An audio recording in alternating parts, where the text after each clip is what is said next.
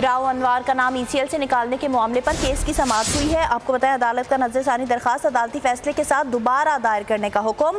Justice Umar Ata Bandial की सरबराही में 3 रुकनी bench ने केस की समाअत की। कोर्ट ने नकीबुल्लाह के कत्ल के वाक़े का नोटिस लिया था। बोल न्यूज़ के नुमाइंदे तैयब बलोच हमारे साथ हैं। तैयब बलोच, बताइएगा आज की अदालती कार्रवाई की तफसीलात।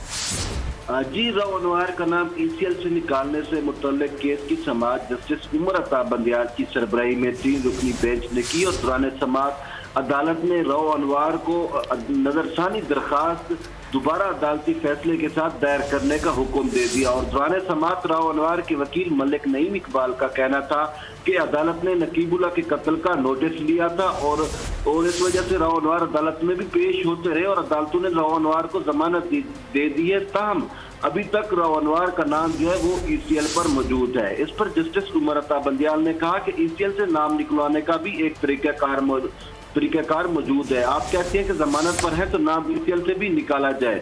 आप पुलिस अफसर हैं तो बैरून मुल्क क्यों जाना चाहते हैं? क्या आपका बैरून मुल्क कोई कारोबार है? इस पर वकील राव अनवर का कहना था कि फैमिली से मिलने के लिए जाना चाहता हूं। परवेज मुशर्रफ के केस की मिसाल भी आपके सामने है।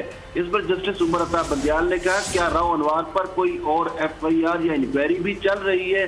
इस पर मुखालिफ वकील ने बताया कि 444 लोगों को कत्ल करने के हवाले से भी बहुत सारी चीजें चल रही है। जबकि जस्टिस फैसल रब ने कहा कि अखबारों में तो आता है कि राव अनवर पर मजीद इंक्वायरियां चल रही हैं।